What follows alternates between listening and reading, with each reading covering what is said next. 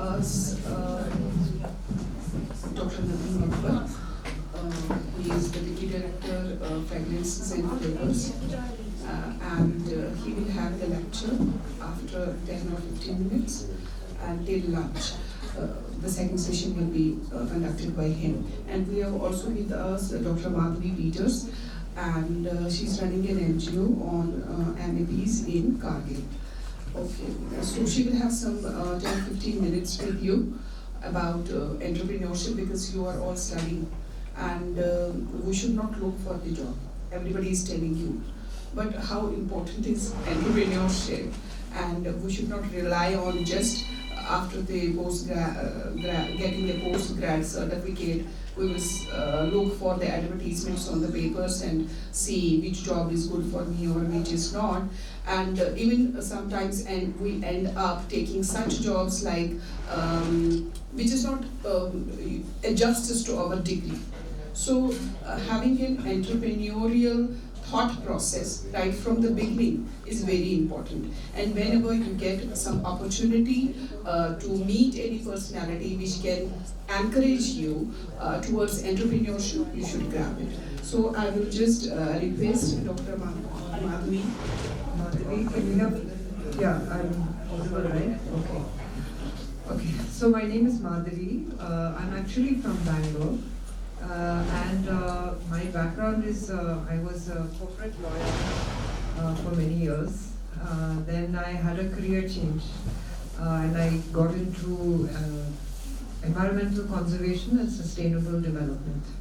And when I was on a trip to Kargil, I was on a hiking trip. I met the person who then over time he became my local partner. And together we have set up an organization in Kargil. It is called the Tropicalist Trust in Kargil. And we work as development promoters for farmer-producer organization in Kargil. So just regarding the entrepreneurship route, what I would say is that okay, I came to it later in life. I was in my 40s when I started this. And looking back, I would say that if you have the option to do this when you're young, younger is better, because you have less responsibilities. You're better able to take on risks, right? And if you fail when you're younger, it's like when they say bachpan mein, if you fall down and you get up again, it's easier because things heal faster. So definitely now is the time in your life to look into taking risks. And as Dr. Rafiya said, instead of just going for the easy route of a government job, you should look into trying to start a business. Now, what is the advice I would give? So in the medicinal plant sector, this is a very new sector in India. And actually that's one of the reasons why it's also a very good time to get into this sector, because there is a lot of collaboration happening. People are very open to mentoring young people who are coming up. They are open to technical collaborations, scientific collaborations. So you must work on your networking skills. This is very important. Don't be shy to come and approach somebody like yesterday Dr. Ramakant was there, or like today Dr. Akbar is here.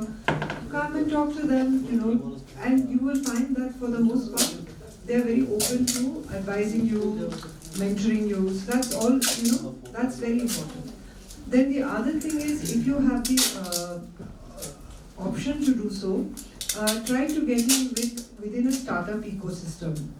Because again, you will have access to mentorship and people who have more, experience studying business. They will give you advice on how to raise money for your business.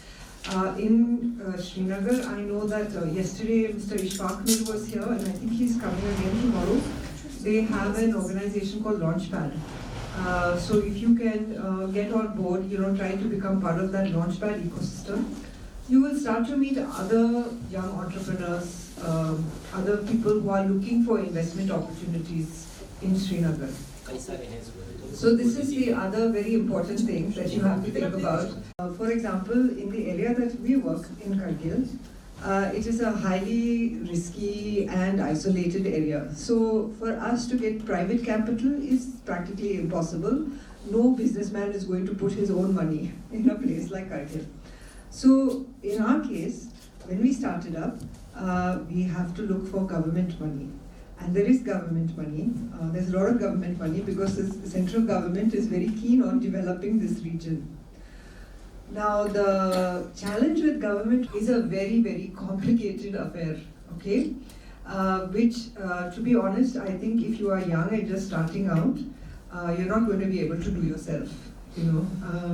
And in my case, in Kargil, because I'm older and I worked in the private sector, so I was able to write this detailed project report for a big grant that the government is giving us to set up a processing facility in Kargil. But I have that experience, you know, of writing these kinds of complicated documents. Left to itself, there is no way on earth that the farmer producer organization could have ever written a DPR that would have met the government requirements. So my advice to you again is, this is why you need to get in with the startup ecosystem, because you will meet people who are smarter than you, who have more experience than you, who may be interested in, you know, investing in you as private investors down the road, but they will be hesitant right now. But if they see that the government has gone in to invest, then maybe 3 years down the road, they will be willing to put in their own money. But these people, these private investors, they will have access to expertise, experts, knowledge, you know, people who are able to help you. So this is what, you know, like I said, we run an organization, it's called the Trouble-Free Trust. We work as development promoters. So you need to tie up with an organization like that can help you, you know, first they will help you identify a lot of the grants and schemes that are available. And they will also help you write the applications for these various grants. So my feeling is also, and correct me if I'm wrong, but at this point in Kashmir, it is still difficult to raise private money over here. So We don't have investors. you don't have investors, huh? So you really have to look at government schemes. And like I said, there are a lot of government schemes in medicinal plants especially, because the central government is also trying to promote medicinal plants, A, and B, they're trying to promote industry in Kashmir. So two things you have going for you.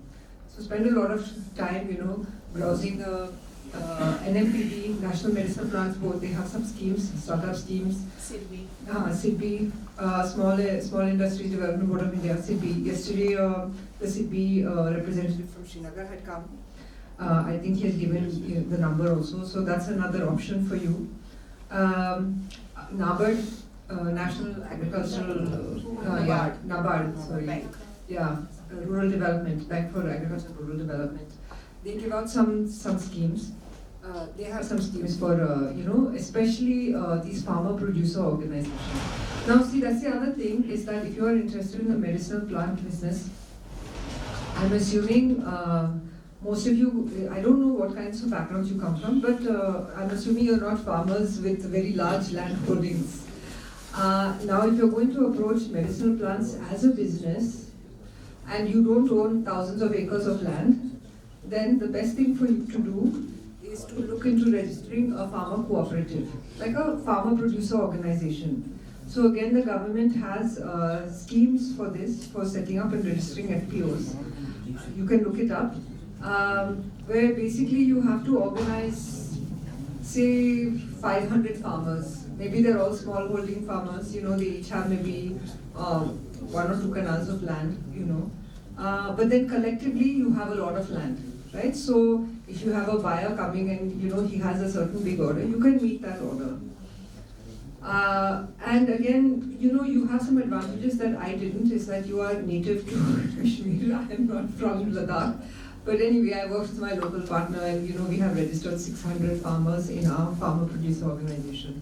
The other thing about registering an FPO is that there are a lot of schemes specifically for FPOs, for financing FPOs. So again, that gives you access to more government money. So again, these are the things you have to think about. And also the other thing is with working with farmer collectives is there are a lot of challenges in getting farmers to grow new crops. So you also have to, think about that, right? Like before you go to the farmers with, some proposals, you have to have some understanding of what is their appetite for risk. What kind of, will this person be willing to try something new? Do they have enough land? What is the risk involved in this particular crop? How long is this crop going to take before we can harvest it? If you ask somebody to plant something now, which they can only harvest 7 years down the road, they may not be willing to, devote that kind of time to it, right?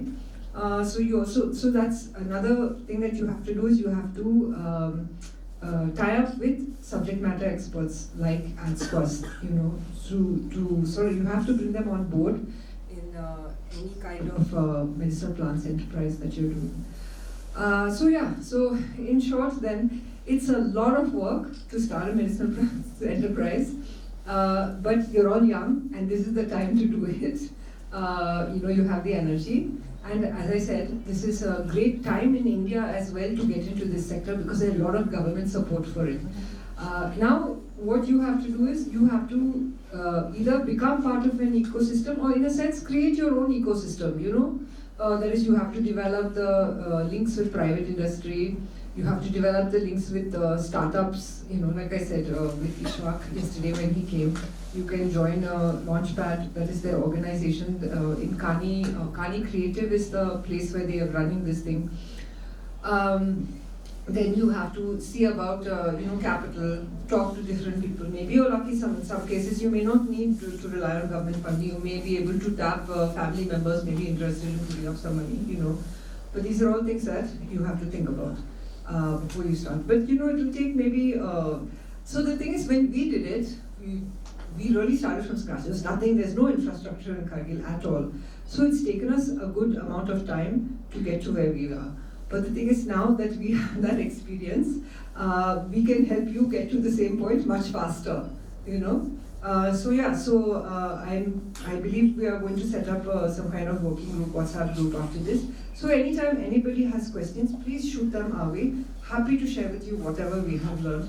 Because really we're all on this journey together. And it's very exciting, it's a very exciting journey to be on together. It's a wonderful time, and as I said, my favorite thing about doing this work right now is that there is such a community of people who are so passionate about promoting our native agricultural produce in India, whether it's on the medicinal plants end or on the food end, right? I've been working with chefs now from all over India. There's a huge movement to promote local foods in high-end restaurants in India, and it's great fun to interact with all these people. And like I said, everybody's very open to meeting you and talking to you. So again, don't be shy. You'd really be surprised that people are so happy to hear from, especially people at the grassroots level, because we don't get to interact with them very often. And those are the people we need to hear from the most, because that is the beginning of the whole chain. So I would highly encourage that you get into it. And like I said, I'm one resource, but there are many resources. And this conference has actually been a wonderful way to introduce you to the many resources that there are out there. So take advantage of it. It's a great time to get into it.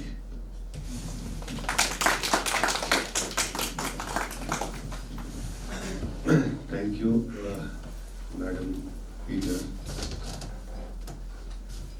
किसी को कोई question है, कुछ पूछ रहे हैं? Yes. Ma'am, can you please, the project you are running in the Kargil district, Ladakh area, we are from different districts of the UT, Jammu and Kashmir. Can you please extend this project towards other districts so that we can contribute? I would love to. Yes, That is exactly the roadmap program. Otherwise, it is the. Yeah, it's just, I am one person. There are only 24 hours in one day. I also hailing from the Hilly district Shopayan. That is also the body with the nature resources. Okay, let us. We will create the working group where we can connect you also with all the people. They can be our ambassadors. Yeah, why not? See, what I can do is, you have to do some of the groundwork yourself, but I can be a resource, right? You can ask me what to do. Because I myself, I am not capable of coming now to all the hilly areas and registering farmers and all that. That you have to do at the ground level. But you can come to me and ask me what can be done. I can put you in touch with the relevant people. All those things I can do, you know. But you have to take initiative. That's very important. You can't see. In the case of Kargil, Fayaz, my local partner, he has taken a lot of the initiative. Where I have helped him is, I have helped him connect with research institutions. I have helped them get access to capital. So those kinds of things I can definitely help you with. But at the ground level, I can't. There's no way I can come and organize farmers in Kashmir. That's not possible. Then you have to do that. But if you want advice on how to do it and all that, that definitely I can help you. और किसी को कुछ? हाँ? Thank you, Madam Peters.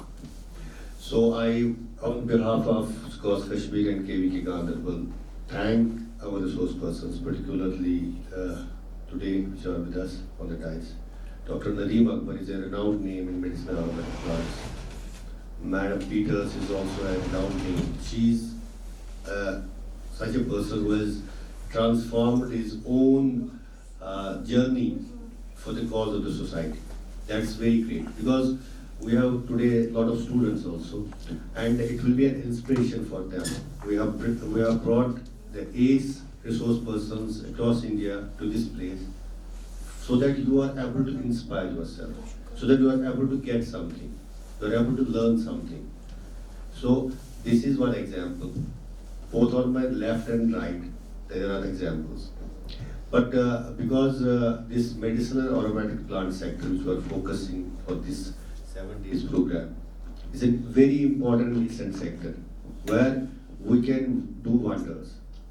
It is the interest of our youth, how they will be able to carry their passions forward. So my young participants were asking about Shupian district. Similarly, there are a number of participants from across the districts. They can work together. They can create a network.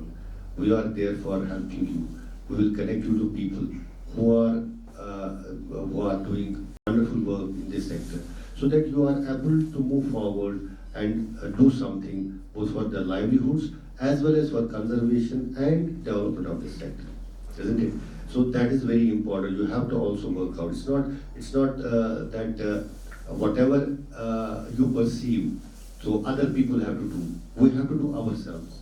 We'll help you in financial support. We'll help you in drafting the things. We'll have to connect with the people, with the schemes.